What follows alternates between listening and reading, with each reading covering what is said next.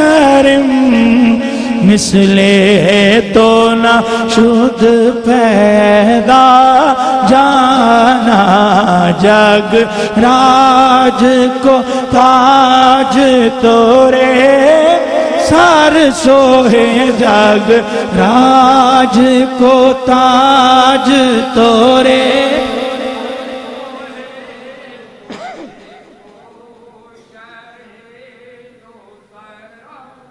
جانا جگ راج کو تاج تورے سر سوئے جگ راج کو تاج تورے سر سوئے جگ راج کو تاج تورے سر سوئے جگ راج کو تاج تورے سر سوئے تجھ کو شہید و سرا جانا یا رسول اللہ یا حبیب اللہ یا رسول اللہ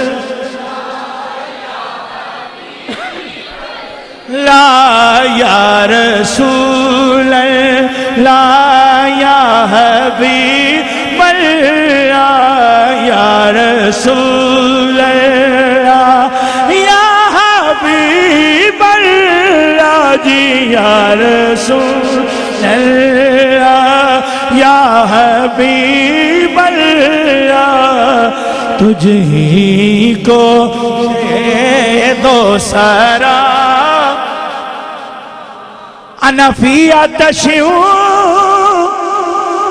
وسخاکتم اگے سوئے پاک عبر کرم اگے سوئے پاک عبر کرم برسن رم جم رم جم برسن رم جم رم جم دو بوند ادھر بھی گرا جانا یا رسول اللہ یا حبیب اللہ برسن رم جم دو بون ادھر بھی گرا جانا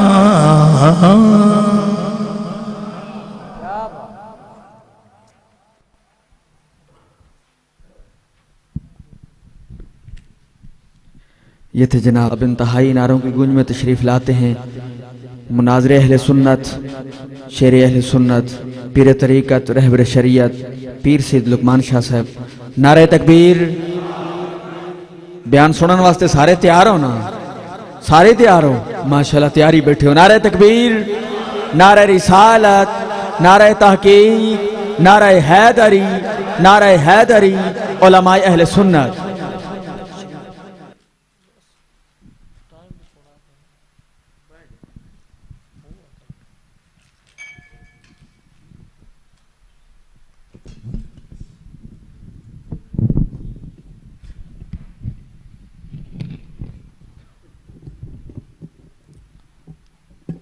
نحمده ونصلي ونسلم على رسوله الكريم اما بعد فاعوذ بالله من الشیطان الرجیم بسم اللہ الرحمن الرحیم قال رسول اللہ صلی اللہ علیہ وآلہ وسلم انی ترکت فیکم الثقلین کتاب اللہ و عطرتی ما ان تمسکتم بہما لن تضلوا بعدی او کما قال علیہ السلام۔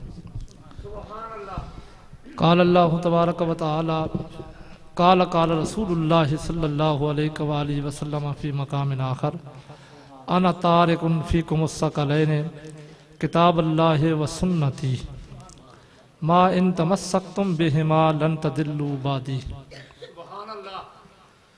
قال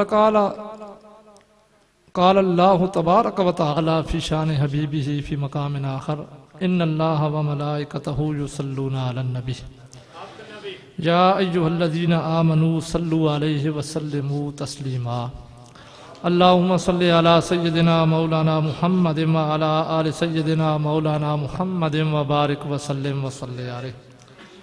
بعد از حمد و صلوات محفل کا بالکل اختتام ہے۔ اختتامی چند باتیں آپ کے گوش گزار کرنا چاہتا ہوں۔ دو احادیث مبارکہ کے کچھ ٹکڑے آپ کی بارگاہ میں پیش کیے ہیں۔ ان دو حدیث مبارکہ کا مفہوم یہ ہے، خطبہ حجۃ الوداع کے موقع پر حضور علیہ الصلوۃ والسلام نے ارشاد فرمایا، لوگو میری امتیوں تم میں دو چیزیں چھوڑ کے جا رہا ہوں، دونوں بڑی بھاری چیزیں ہیں۔ آپ نے فرمایا جب تک دونوں کو تھامے رکھو گے تم میرے بعد کبھی گمراہ نہیں ہوگے۔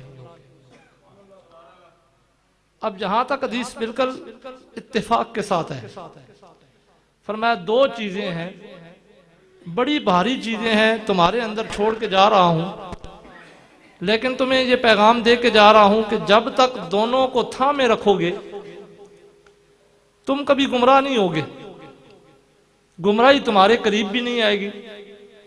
ایک حدیث کے الفاظ جو ہیں آپ نے فرمایا ان میں سے پہلی چیز ہے اللہ کی کتاب۔ جب تک تمہارا تعلق اللہ کی کتاب سے رہے گا، اس کو پڑھتے رہو گے، اس کو سنتے رہو گے، اس پہ عمل کرتے رہو گے، گمراہی تمہارے قریب نہیں آ سکے۔ لیکن دوسری چیز کے بارے میں دو حدیثوں میں مختلف الفاظ ہیں۔ ایک جگہ اللہ کے محبوب ارشاد فرماتے ہیں دوسری چیز اللہ کی کتاب کے بعد میری سنت ہے، اور دوسری حدیث کے الفاظ ہیں، آپ نے فرمایا کتاب اللہ و اطرتی و آل بیتی۔ اطرتی کا بیان آپ نے اہل بیت کے ساتھ کیا۔ ایک حدیث میں فرمایا ایک اللہ کی کتاب، دوسری میری سنت۔ دوسری حدیث میں فرمایا ایک اللہ کی کتاب اور ایک میری اولاد۔ اطرت کا معنی اولاد ہوتا ہے، لیکن حدیث کے الفاظ ہیں، آپ نے اطرت کا مفہوم بیان کر دیا، فرمایا اہل بیتی، میری اہل بیت۔ دونوں حدیثیں حضور علیہ الصلوۃ والسلام کی ہیں، دونوں فرمان اللہ کے رسول کے ہیں، لیکن بظاہر اگر ہم دونوں حدیثوں کی طرف دیکھیں تو تضاد نظر آتا ہے۔ فرمایا چیزیں تو دو ہی چھوڑ کے جا رہا ہوں۔ ایک جگہ جب دو چیزوں کی تشریح کی تو فرمایا پہلی اللہ کی کتاب ہے، دوسری کی بات آئی تو ایک حدیث میں فرمایا میری سنت ہے، دوسری حدیث میں سنت کے لفظ استعمال نہیں کیے، فرمایا میری اہل بیت ہے۔ اب بظاہر دیکھیں تو تضاد نظر آتا ہے، لیکن حضور علیہ الصلوۃ والسلام کے کلام میں تضاد نہیں ہو سکتا۔ جس طرح رب کے کلام میں تضاد نہیں ہو سکتا، اسی طرح اللہ کے محبوب کے کلام میں تضاد نہیں ہو سکتا، کیونکہ قرآن بھی وحی الہی ہے اور آپ کا فرمان بھی وحی الہی ہے۔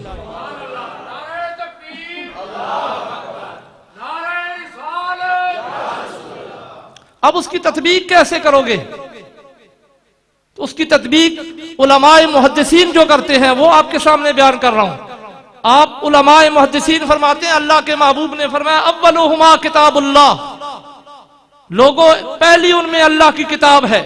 سب کا اتفاق ہے کتاب اللہ پر، قرآن مجید پہ سب کا اتفاق ہے۔ فرمایا ہاں پہلی چیز کتاب اللہ ہے، ہر کوئی جانتا ہے کتاب اللہ کیا چیز ہے، کون سی اللہ کی کتاب ہے جو میرے اوپر نازل ہوئی، سب کا اس پہ اتفاق ہے۔ فرمایا دوسری چیز میری سنت، ایک حدیث میں کہا، دوسری حدیث میں کہا اطرتی، ایک میں کہا سنت ہے، دوسری میں کہا اہل بیت ہے۔ جہاں پہ اختلاف آ گیا کہ دوسری چیز کیا ہوگی تو اللہ کے محبوب نے فرمایا دو مختلف چیزوں کو بیان کر کے محدثین فرماتے ہیں کہ لوگوں ہرگز اختلاف نہ کرنا، میں نے سنت کہا، اپنی اہل بیت کہا، میری سنت میں اختلاف آ جائے گا، کیونکہ ایک حدیث بیان کی جائے گی تو جواب دینے والا مد مقابل کہے گا یہ حدیث تو مجروح ہے، یہ حدیث تو موضوع ہے، یہ حدیث تو مدلس ہے، یہ حدیث تو مرسل ہے، یہ حدیث تو منقطع ہے۔ حدیث کے بارے میں بحث کی جائے گی کہ یہ حدیث قابل قبول نہیں ہے، تو اللہ کے محبوب نے ارشاد فرمایا ہاں کوئی حدیث میری پیش آ جائے، اس پہ جب تمہاری بات شروع ہو جائے، حدیث پہ فیصلہ نہ ہو سکے تو خبردار، فرمایا میں دوسری چیز چھوڑ کے جا رہا ہوں، اپنی حدیث کو جانچنے کا ذریعہ تمہارے سامنے چھوڑ کے جا رہا ہوں۔ فرمایا دوسری حدیث، میری حدیث کو جانچنا ہو، تمہیں پتہ چلانا ہو کہ سچی بات کیا ہے اور جھوٹی بات کیا ہے، فرق تلاش کرنا ہو تو میری حدیث کو دیکھنا ہوگا۔ حدیث کے الفاظ آ جائیں گے لیکن ان کو اگر دیکھنا ہے تو پھر میری اہل بیت کا طریقہ بھی دیکھ لیجئے گا۔ تو اس لیے فرمایا اطرتی، جو میری حدیث ہوگی اس پہ عمل میری اہل بیت کا ہوگا، جو میری اہل بیت کا عمل ہوگا وہ میری حدیث ہوگی۔ وہ آپ نے پیغام دے دیا، کیونکہ محفل کا اختتام ہے نا، میں بھی آپ کو پیغام دے کے جانا چاہتا ہوں۔ شہادت امام حسین بھی آپ نے سن لی ہے اور فضائل اہل بیت اطہار بھی آپ نے سن لیے ہیں، لیکن میں آپ کو ایک پیغام دینا چاہتا ہوں تاکہ اگلے سال جب محرم شریف کا پروگرام ہو تو آپ کے ذہن میں یہ پیغام بیٹھا ہوا ہو کہ ہم نے زندگی کس طریقے سے گزارنی ہے۔ اللہ کے محبوب ارشاد فرماتے ہیں کہ جب میری سنت اور میری اہل بیت کے درمیان تم دیکھو کہ تمہارے درمیان اختلاف پیدا ہو جائے کہ کون سی بات سچی ہے کون سی بات جھوٹی ہے، تو فرمایا سنت کو پرکھنے کا طریقہ میری اہل بیت ہے، اور اہل بیت کا کوئی عمل دیکھو تو یہ نہ سمجھو کہ صرف ان کا عمل ہے بلکہ وہ میرا فرمان ہوگا۔ مثلا آج ہمارے درمیان بڑا اختلاف آ گیا ہے، خصوصاً شیخین کریمین کے بارے میں،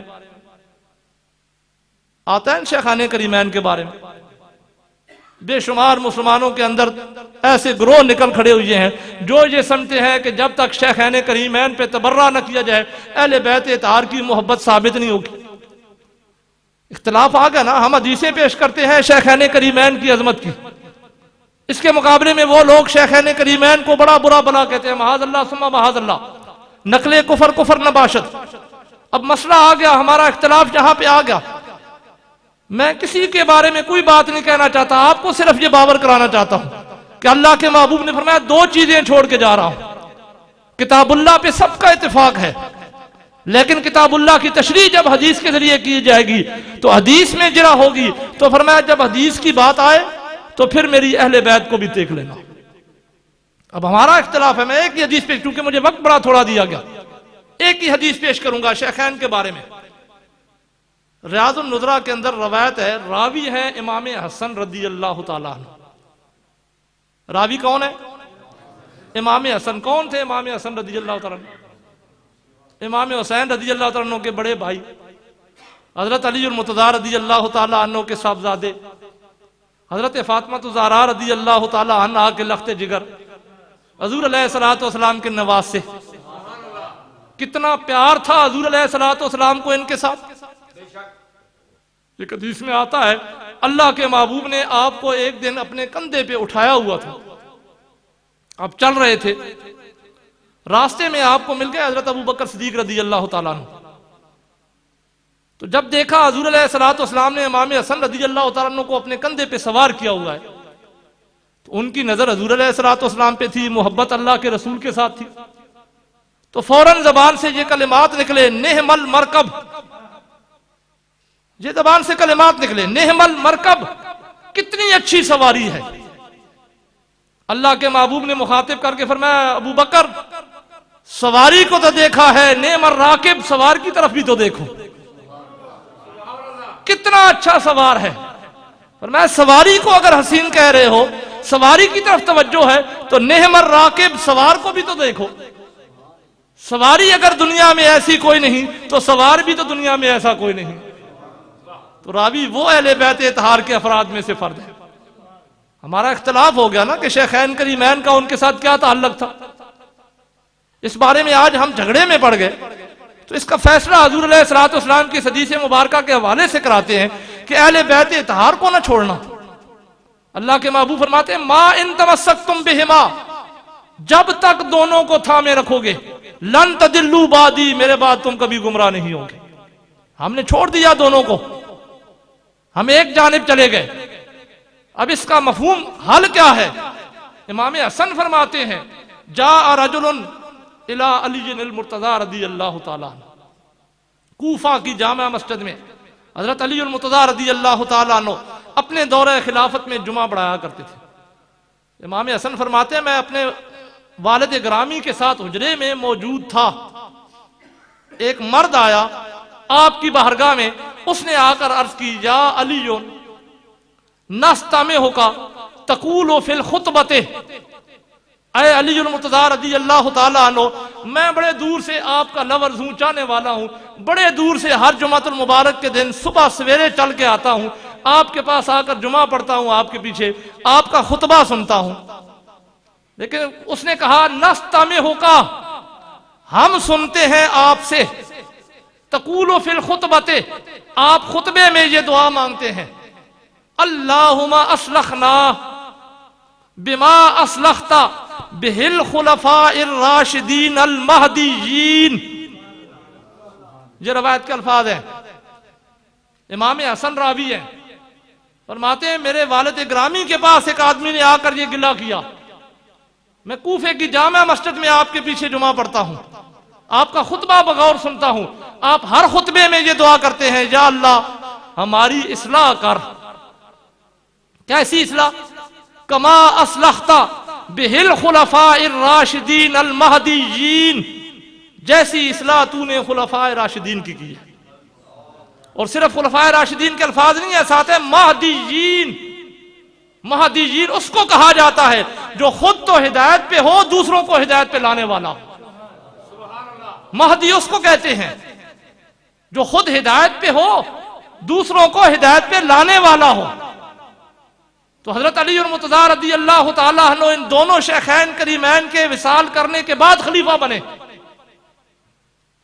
جب یہ خلیفہ بنے اس وقت کی بات ہے، کیا دعا کر رہے ہیں؟ اللہم اصلحت اصلحنا، یا اللہ میری بھی اصلاح کر اور میرے چاہنے والوں کی بھی اصلاح کر۔ یہ جمع کا صیغہ ہے، سب کے لیے دعا کی جا رہی ہے۔ میں جہاں پہ دعا کروں تو ہم جب سب کے لیے کروں گا تو جتنے جہاں پہ موجود ہیں وہ سارے اس دعا میں شامل ہوں گے، صرف میں اکیلا نہیں ہوں گا۔ کیسی اصلاح؟ جیسی تو نے خلفاء راشدین کی، مسئلہ حل ہو گیا۔ ہم انہیں خلیفہ راشد ماننے کے لیے تیار نہیں ہیں، اہل بیت کہتے ہیں وہ خلیفہ راشد ہیں، مسئلہ تو حل ہو گیا نا۔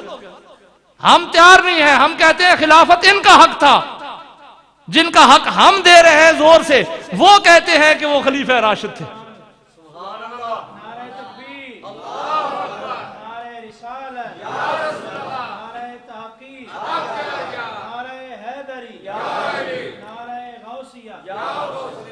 اس نے کہا میں سنتا ہوں، ہم سارے سنتے ہیں، آپ یہ دعا کرتے ہیں، ہمیں آج تک نہیں سمجھ آئی کہ ہم تو خلیفہ راشد آپ کو مانتے ہیں، ہم تو خلافت بلا فصل آپ کی مانتے ہیں، ہمیں تو یہی پتا چلا کہ جو پہلے تھے وہ چھیننے والے تھے معاذ اللہ، ہمیں تو یہی روایتیں بتائی گئی کہ خلیفہ آپ تھے، خلافت آپ کا حق تھی، جبکہ آپ تو یہ دعا کر رہے ہیں کہ خلفاء الراشدین المہدیین، آپ انہیں مہدی بھی کہہ رہے ہیں، خلیفہ راشد بھی کہہ رہے ہیں، من ہما، ہمیں یہ تو بتائیں کہ وہ کون ہیں جو اس درجے پہ پہنچے ہوئے ہیں، ہمارا جھگڑا بھی ختم ہونا چاہیے۔ وہ کون ہیں جو اس درجے پہ پہنچے ہوئے ہیں کہ آپ سے پہلے وہ خلیفے بھی تھے، اور عام خلیفے نہیں تھے، خلیفہ راشد تھے، اور پھر صرف خلفاء راشدین نہیں تھے بلکہ مہدی بھی تھے۔ اس نے کہا من ہما، وہ کون تھے؟ آپ نے جواب میں یہ نہیں فرمایا کہ وہ فلانے تھے۔ آج تک ہم اس جھگڑے میں پڑے ہوئے ہیں کہ وہ دوست نہیں تھے، انہوں نے تو یہ زیادتیاں کی، انہوں نے تو یہ زیادتیاں کی۔ آج بھی آپ فیس بک پہ اٹھا کے دیکھیں تو ہر جگہ پہ لکھا ہوا ہوگا جنہوں نے فاطمہ الزہراء رضی اللہ تعالیٰ عنہ کا گھر معاذ اللہ جلایا، یا جنہوں نے یہ کیا ان پہ لعنت، جو لعنت نہ کرے اس پہ بھی لعنت۔ جبکہ حضرت علی المرتضیٰ رضی اللہ تعالیٰ عنہ فرماتے ہیں ان سے سوال کیا گیا کہ وہ کون تھے جن کو آپ خلیفہ راشد بھی مان رہے ہیں، جن کو آپ مہدی بھی کہہ رہے ہیں، تو آپ نے جواب میں یہ نہیں فرمایا کہ وہ فلاں تھے، بلکہ پہلے اس مخاطب کو، سائل کو کہا ہما حبیب آیا، لوگوں یہ سن لو، تمہارا اختلاف اپنی جگہ پہ، لیکن تم غلط ہوگے، ہم اہل بیت غلط نہیں ہو سکتے، کیونکہ اللہ کے محبوب نے جو لوگوں کی اپنی امت کی اصلاح کے لیے چیزیں چھوڑی ہیں تو وہ اہل بیت اطہاری ہے۔ فرمایا ہما حبیب آیا، وہ دونوں میرے دوست ہیں۔ ہما حبیب آجا، آج لوگ کہہ رہے ہیں کہ وہ دشمن تھے، آپ نے فیصلہ فرما دیا، فرمایا دشمن نہیں تھے، ہما حبیب آجا، وہ دونوں میرے دوست تھے۔ سہیل نے کہا سمجھ نہیں آئی، آپ کے دوست تو بے شمار ہیں، وہ کون سے دوست ہیں؟ تو فرمایا سنو اگر سننا چاہتے ہو، ہما ابو بکر و عمر رضی اللہ تعالیٰ، وہ ابو بکر و عمر تھے جو میرے دوست بھی تھے، جو خلیفہ راشد بھی تھے، جو مہدی بھی تھے۔ تو اللہ کے محبوب فرما گئے تھے نا، دو چیزیں چھوڑ کے جا رہا ہوں، جب تک ان دونوں کو تھامے رہو گے تم کبھی میرے بعد گمراہ نہیں ہو۔ آج گمراہی کا سبب کیا ہے کہ ہم نے ان کو چھوڑ دیا ہے، اہل بیت اطہار کے فرد ہیں نا، ہم نے ان کو چھوڑ دیا ہے، اس وجہ سے ہم گمراہ ہو رہے ہیں۔ نہ ہم قرآن کو پکڑتے ہیں، نہ ہم سنت کو پکڑتے ہیں، نہ ہم اہل بیت اطہار کو پکڑتے ہیں۔ اس لیے اس جانب توجہ رکھنی ہے کہ جب بھی کوئی فیصلہ ہو، جب بھی کہیں کوئی جھگڑا ہو، کسی جگہ آپ کے ذہن میں یہ وسوسہ ڈالا جائے کہ اس طرح تھے اس طرح تھے، تو ہرگز کبھی ان کی باتوں پہ نہ آنا جب تک اہل بیت اطہار کا اپنا عمل نہ دیکھ لینا۔ اگر حدیث میں بھی جرا ہو جائے تو اس حدیث کے پرکھنے کا طریقہ بھی میرے محبوب فرما گئے ہیں۔ ایک لفظ میں فرمایا سنتی، تو دوسری جگہ یہ فرمایا اہل بیت اطرتی، تو گویا یہ بتا کے گئے ہیں کہ اگر سنت میں اختلاف آ جائے اس کی اسناد کے لحاظ سے، تو اس کو پرکھنے کا طریقہ میری اہل بیت تمہارے اندر موجود ہوگی۔ میری اہل بیت کو دیکھ لینا، جو ان کا عمل ہوگا وہی میری سنت ہوگی، پھر اس پہ عمل کرو گے تو گمراہی تمہارے قریب کبھی بھی نہیں ہے۔ کون اہل بیت؟ کیونکہ یہ عابد نواز صاحب کی فرمائش ہے تو وہ میں حدیث آپ کے سامنے پیش کرنا چاہتا ہوں، ورنہ میرا جو ٹائم تھا وہ اب ختم ہو گیا ہے۔ تو ایک ہی بات جو آپ کے گوش گزار کرنا چاہتا تھا، کون اہل بیت اطہار؟ حضور علیہ الصلوۃ والسلام فرماتے ہیں کہ جو میری اہل بیت سے محبت کرے فقد احبنی، اس نے مجھ سے محبت کی، اور فرمایا جس نے مجھ سے محبت کی فقد احب اللہ، اس نے اللہ سے محبت کی۔ تو اہل بیت اطہار کے ساتھ محبت کا نمونہ ذرا دیکھنا ہے تو دیکھیے، صاحب نزہۃ المجالس علامہ عبد الرحمن سیفوری رحمۃ اللہ تعالی علیہ ایک روایت نقل کرتے ہیں کہ امام حسن و حسین رضی اللہ تعالیٰ عنہما دونوں چھوٹے بچے تھے، ان کے والدین نے انہیں تختیاں لا کر دی تو دونوں نے تختیاں لکھی۔ اب تختیاں لکھنے کے بعد جس طرح بچوں کے اندر ہوتا ہے، باس کرتے ہیں کہ ہم تختیاں دکھائیں گے اپنے استاد کو یا اپنے بڑے کو تو فیصلہ ہوگا کہ کس کی اچھی لکھی ہوئی ہے۔ ان کے درمیان آپس میں باس ہوئی، امام حسن فرماتے ہیں میری اچھی ہے، امام حسین رضی اللہ تعالیٰ عنہ فرماتے ہیں میری اچھی ہے۔ دونوں تختیاں لے کر چلے گئے اپنی والدہ محترمہ حضرت سیدہ فاطمہ الزہرا رضی اللہ تعالیٰ عنہ۔ امی جان ہم نے تختیاں لکھی ہیں، آپ فیصلہ فرما دیں کس کی اچھی ہے۔ حضرت فاطمہ الزہرا رضی اللہ تعالیٰ عنہ دونوں تختیوں کو دیکھتی ہیں، فیصلہ تو کرنا ہے، کسی ایک کو تو اچھا کہنا ہے تب بھی فیصلہ ہوگا۔ دل میں خیال آیا اگر کہوں کہ امام حسن نے اچھی لکھی ہے تو حسین رضی اللہ تعالیٰ عنہ ناراض ہو جائیں گے، اگر حسین کے بارے میں کہوں تو حسن ناراض ہو جائیں گے، تو دونوں کو ناراض نہیں کر سکتی، کیونکہ یہ محبت کا طریقہ ہے نا۔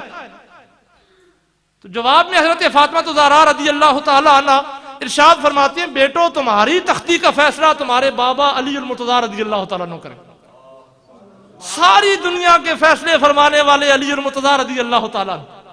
لیکن علامہ عبد الرحمن سیفوری فرماتے ہیں جب اپنے بیٹوں کی باری آئی، دونوں تختیاں لے کر ان کی بارگاہ میں چلے گئے، دونوں تختیوں کو دیکھنے کے بعد ان کے دل میں بھی یہ خیال آیا کہ اگر ایک کو راضی کرتا ہوں تو دوسرا ناراض ہو جائے گا، دوسرے کو کہتا ہوں کہ اس نے اچھی لکھی تو پہلا ناراض ہو جائے گا، تو فوراً خیال آیا کہ یہ فیصلہ تو میں بھی نہیں کر سکتا۔ فرمایا بیٹو تمہارا فیصلہ مجھ سے نہیں ہو سکتا، اب کس بارگاہ میں جائیں؟ کہا جاؤ اپنے نانے کے پاس، تمہارا فیصلہ تمہارا نانا ہی کرے گا، ہم اس قابل نہیں ہے کہ تمہارا فیصلہ کریں، تمہیں نانے نے وہ مقام دیا ہے، اس لیے ہم تمہارا فیصلہ نہیں کر سکتے۔ دونوں نواسے حضور علیہ الصلوۃ والسلام کی بارگاہ میں آ گئے، تختیاں ہاتھ میں لیے ہوئے۔ اللہ کے محبوب نے دیکھا تو حضور علیہ الصلوۃ والسلام نے بھی سوچا کہ اگر کہوں حسن نے اچھی لکھی ہے تو حسین ناراض ہو جائیں گے، اگر کہوں حسین نے اچھی لکھی ہے تو حسن ناراض ہو جائیں گے۔ سوچنے کے بعد فرمایا بیٹو تمہارا فیصلہ میں نہیں کر سکتا، نانا جان کس سے فیصلہ کروائیں؟ امی جان کے پاس گئے، انہوں نے ابا جان کے پاس بھیج دیا، ان کے پاس گئے، انہوں نے آپ کے پاس بھیج دیا. اب آپ کے بعد کوئی اور مقام بھی تو نہیں ہے جہاں پہ جائیں گے. اب ہم کس سے فیصلہ کرائیں؟ تو اللہ کے محبوب نے فرمایا نواسو رک جاؤ، تمہارا فیصلہ رب کرے گا. اب یہ نزہۃ المجالس کے حوالے سے میں بات کر رہا ہوں. علامہ عبد الرحمن سیفوری کی یہ روایت ہے، انہوں نے اپنی کتاب نزہۃ المجالس کے اندر لکھی ہے. علامہ عبد الرحمن سیفوری فرماتے ہیں حضور علیہ الصلوۃ والسلام نے فرمایا رب فیصلہ کرے گا. دونوں نواسے حیران ہیں کہ رب کیسے فیصلہ کرے گا. تو حضور علیہ الصلوۃ والسلام نے فرمایا تختیاں رکھ دو، آسمان سے موتی آئیں گے، یا ایک روایت میں آتا ہے کہ سیب آئیں گے، 3 سیب آئیں گے، جس کی تختی پہ 2 سیب آ کر گر گئے اس کی اچھی ہوگی.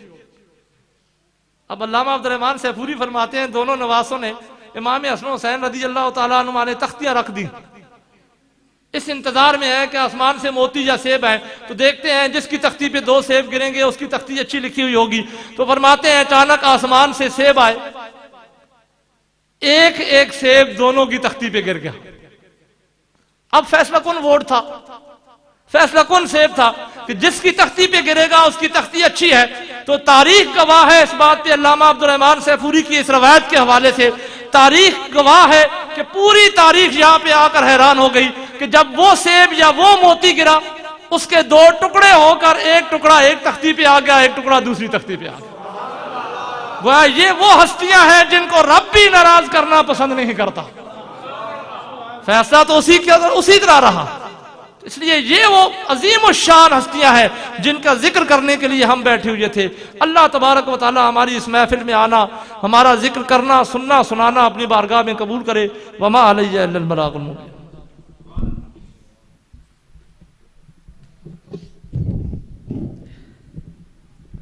حضرات، میرے استاد محترم پیر طریقت رہبر شریعت پیر سید لقمان شاہ صاحب انتہائی خوبصورت انداز دے نال بیان فرما رہے ہیں. اعلان سماعت فرما لو ساڈے اسے محرم دے حوالے نال شہدائے کانفرنس ساڈی مسجد جامع مسجد صدیق اکبر دے اندر 12 محرم نو تانوں چنگی طرح پتہ ہے کہ ہوندی ہے، اور 12 محرم بڑے اچھے طریقے نال یعنی دیہاڑا منایا جاندا ہے اس مسجد دے اندر. اور اس مسجد اندر خطیب اہل سنت جناب حضرت علامہ مولانا عبدالحمید صاحب جو کہ خطیب اعظم دریا خان تو تشریف لاسن، اور اس تو علاوہ جناب مجاہد اہل سنت شہنشاہ خطابت حضرت علامہ مولانا محمد نواز چشتی صاحب جو کہ خطیب گجر خان تو تشریف لاسن. اور اس پروگرام دی صدارت پیر طریقت رہبر شریعت پیر سید ریاض الحسن شاہ صاحب دامت برکات ملالیہ آپ فرماسن. اور اس دے اندر عظیم الشان ثنا خان بھی آ رہے ہیں. 11 بجے پروگرام شروع ہو سی اور انشاءاللہ عصر دی نماز تک پروگرام راسی بحکم انتظامیہ اور اشتہار جس طرح میں نے حکم دیتا ہے اور میں پڑھے ہے تو اس دے مطابق اعلان کیتا ہے. تمام حضرات محبت نال عقیدت نال 12 نو اے مٹھ چوٹ بنا کے مٹھ دتھا جیڑا مال دے پٹھے بٹھے بنا کے مٹھ دتھا بنا کے نا جی ذرا ٹائم نال تے مکالوے تے 11 بجے مسیح تے جساں انشاءاللہ جویں اج چاس آئیے موڑی ایویں چاس آونی کیونکہ دل جو مومن دا ٹھرنا تو ہویا تے انشاءاللہ ٹھر کے سنسائیں علماء دی زیارت بھی کرسائیں. سارے تیار ہو نا؟ موڑ سپیکر تے میں اعلان کراں تے تانوں سمجھ نہیں لگدی، پتہ نہیں وہ وجہ کی ہے. موڑ پوچھتے نے استاد جی کدوں پروگرام ہے؟ اج ہن میں موڑ پیا نا بھائی 12 محرم ربیع الاول انشاءاللہ آئی انشاءاللہ ربیع الاول جو آئی منہ چ نکلی یا کو سبحان اللہ کوئی میں نساں سارے نو منن والے ہیں. تے انشاءاللہ 12 محرم پروگرام صدیق اکبر دے اندر دن 11 تو لے کے عصر تائیں سارے امساں ہیں انشاءاللہ. ہن میں ساڈے پیارے تے سونے ثنا خان مصطفیٰ خالد سنین خالد صاحب بھائی انہاں دی خدمت وچ عرض کرساں کہ سونا جا سلام سنائی سن تے اس تو بعد انشاءاللہ نیاز ہو سی لنگر دا وسیع انتظام ہے تے اس محفل وچ بھی بڑی لنگر نے جیڑی دا اعلان کیتا ہے. مصطفیٰ جان رحمت پہ لاکھوں سلام شمع بز میں پہ لاکھوں سلام شمع بز میں ہدایت پہ لاکھوں سلام ہم غریبوں کہ آقا پہ بے حد درود ہم غریبوں کے آقا پہ بے حد درود ہم فقیروں کی ثروت پہ لاکھوں سلام مصطفیٰ کو سلام شمع بز میں ہدایت پہلا جس نے حق کربلا میں ادا کر دیا اپنے نانا کا وعدہ وفا کر دیا اور گھر کا گھر ہی سپرد خدا کر دیا اس حسین ابن حیدر پہلا کو سلام مصطفیٰ جانے رحمت پہلا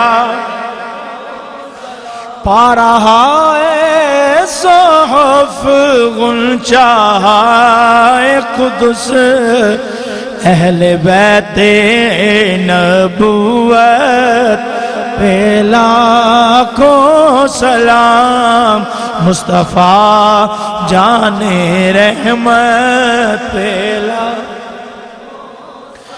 یا الہی صدقہ آل رسول یہ سلام عاجزانہ ہو قبول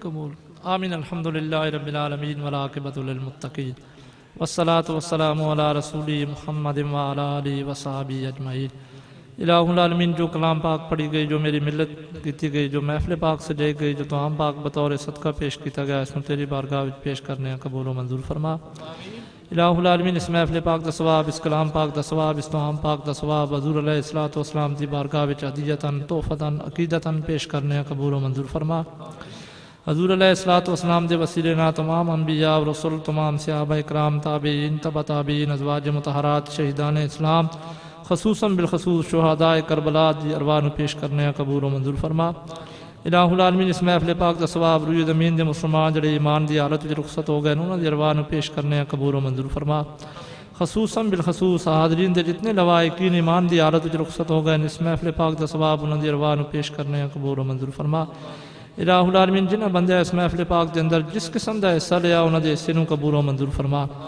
اس محفل پاک دا ثواب انہاں دے جتنے لواحقین ایمان دی حالت وچ اس دنیا وچ رخصت ہو گئے انہاں دی ارواح نو پیش کرنے قبول و منظور فرما الہ العالمین اس محفل پاک دے وسیلے نال انہاں دے تمام صغیرہ و کبیرہ گناہ معاف فرما انہاں دی قبر نو روشن اور منور فرما انہاں دی ارواح نو جنت الفردوس وچ اعلیٰ مقام عطا فرما الہ العالمین اس محفل پاک دے وسیلے نال حاضرین دیاں جائز نیک حاجات پوریاں فرما دینی و دنیاوی مشکلات حل فرما بیماران و شفاء کاملہ عاجلہ عطا فرما روی زمین دے مسلمان جس قسم دی تکالیف اور پریشانیاں مبتلا اس محفل پاک دے وسیلے نال سب دی تکالیف اور پریشانیاں دور فرما